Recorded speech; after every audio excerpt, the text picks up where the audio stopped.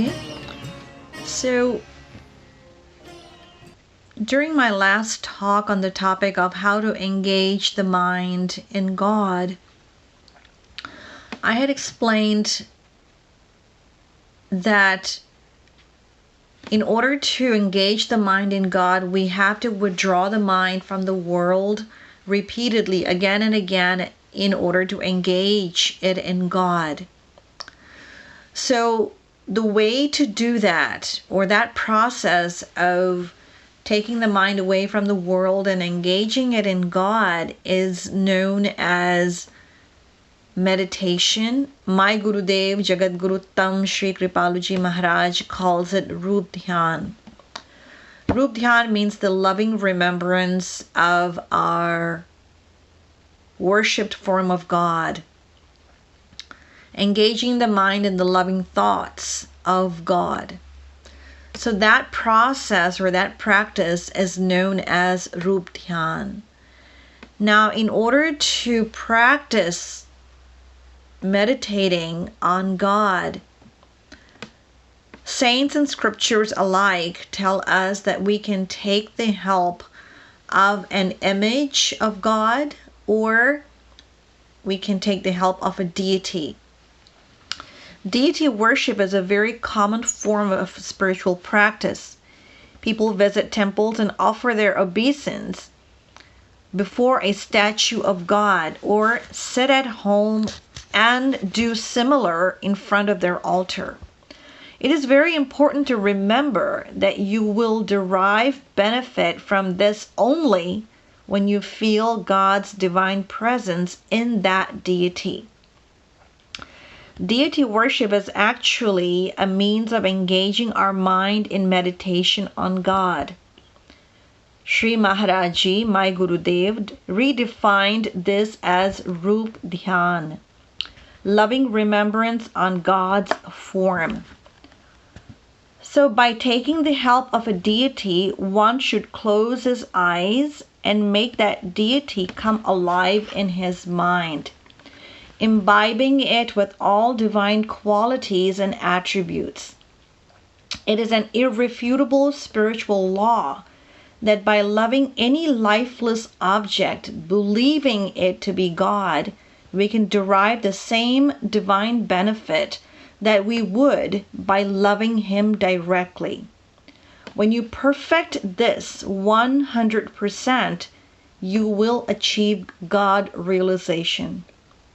Two things are stated in our scriptures regarding this, and the saints substantiate these truths also. Firstly, God is omnipresent. Prabhu Vyapak Sarvatra Samana. He resides everywhere, and therefore He resides in the deity. Secondly, He is all-knowing, and He rewards us with consequences according to our feelings for Him.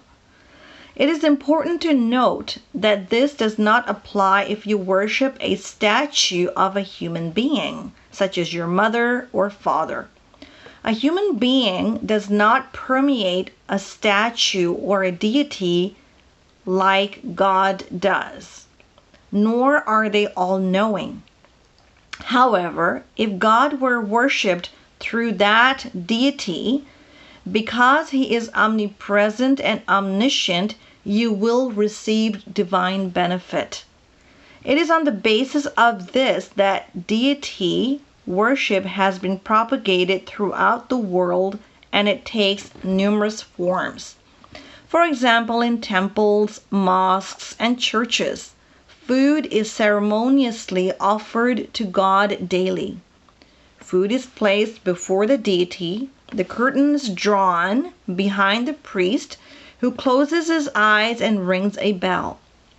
If you were to ask him what he is doing, he would reply, "I am serving food to the Lord," and he is blessing it.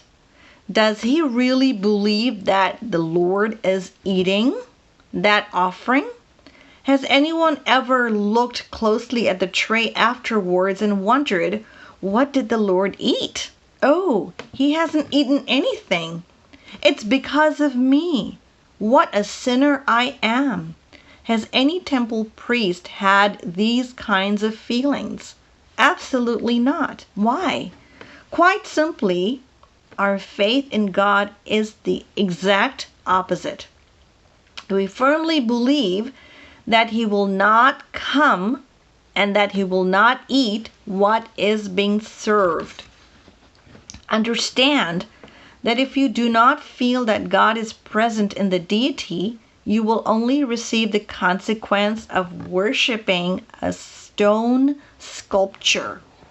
On the other hand, if you lovingly feel God's presence in the deity, then you will receive a divine consequence. Very few people have these kinds of devotional feelings. People mostly make some brief show of respect to a piece of stone. We do not experience as much happiness from seeing the deity as we do from seeing our parents, spouse, or child for that matter. If your loved one returns home after 10 years, how excited you are. We do not become this excited when we see God's deity. For this very reason, life after life, we have gone from temple to worship one deity after another. If you think you have devotional feelings, then ask yourself, when you last went to the temple, how many tears did I shed thinking, "Oh Sri Krishna, oh Sri Ram, when will I meet you?" So, in order to practice Rup Dhyan, taking the help of a deity or an image for that matter has been a practice over the course of so many generations.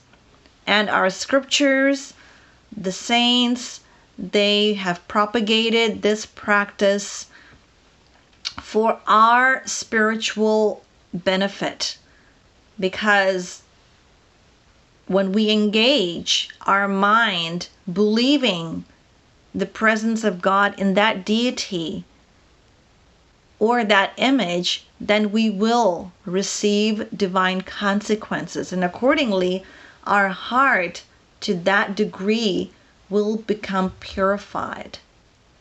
So this is the practice, deity worship, or we can worship, as I mentioned, take the help of an image also to do loving remembrance of God.